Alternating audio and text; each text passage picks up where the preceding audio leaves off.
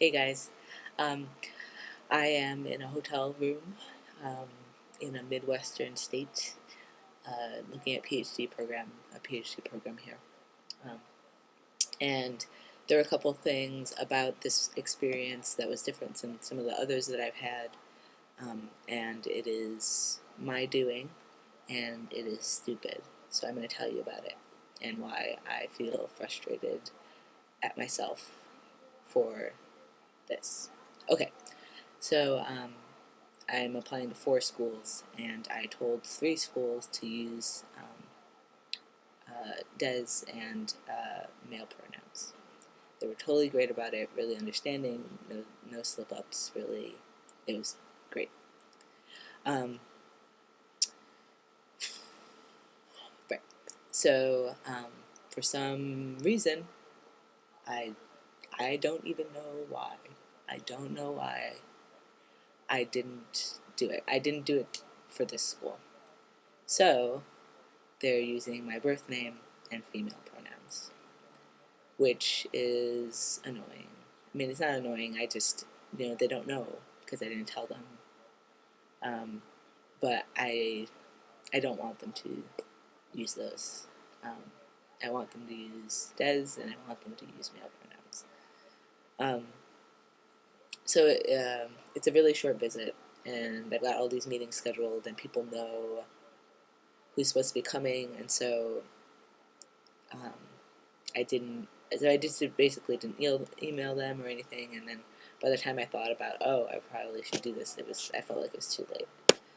Um, so that has been happening, and I expected it, and it's fine. It's stupid, but it's fine.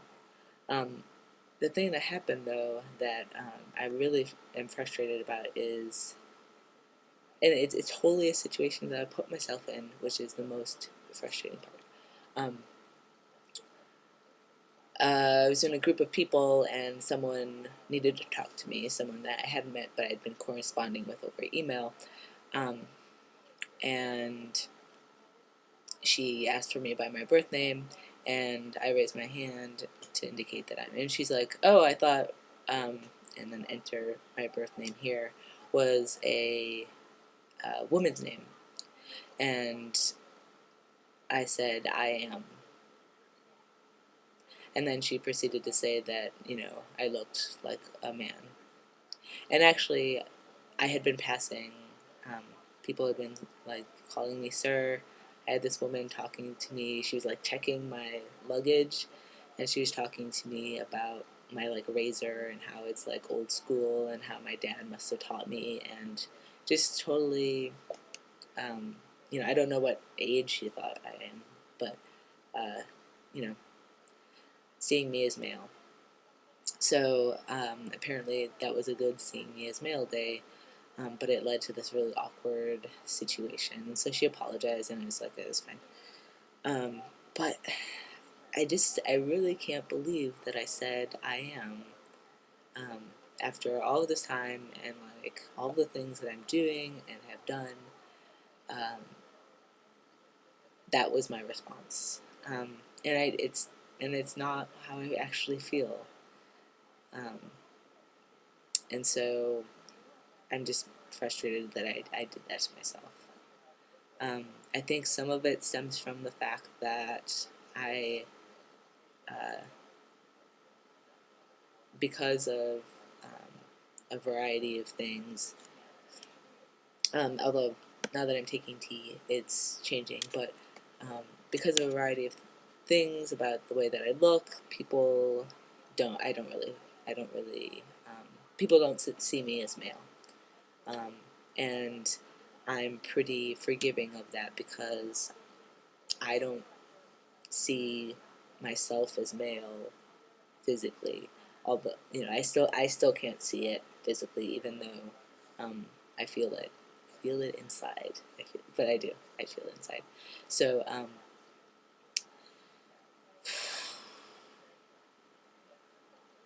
was I talking about?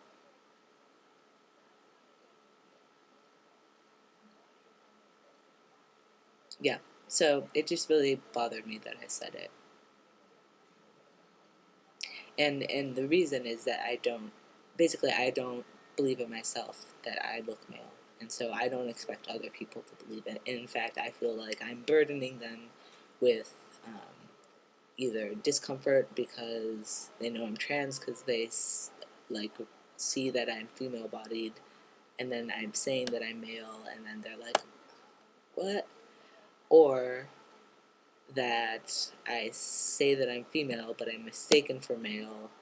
And I think I feel like I've read this in like Kate Bernstein's book, Gender, My Gender Workbook, that you know, in our society, and I think in a lot of societies, one of the most sort of like the biggest faux pas, the most sort of social taboos, is to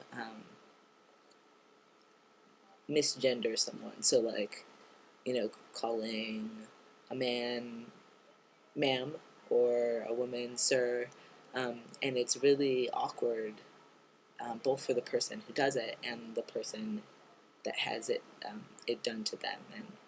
And I've had this done for a long time, and it just I'm trying to save people the embarrassment, but in doing that, I am taking on this like I'm basically just not being myself,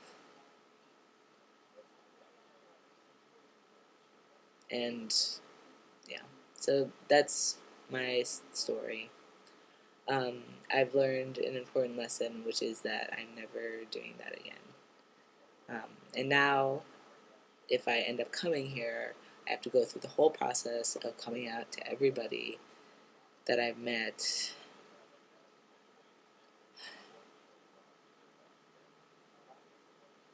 So that's it. That's my story. That's the end of the story. It doesn't have a happy ending. Uh, aside from that, rather, things are good. I mean, I think people are seeing where it's male. I got a haircut, so it's a little less, and it's shorter, and that's easier for people to see. I got new glasses. Oh, I got new glasses. I was going to try them on for you guys. So these are my old glasses. I got new frames. I didn't actually get the lenses put in because I need to get an eye exam, so these are the frames. They're kind of huge, but I also kind of like them, and they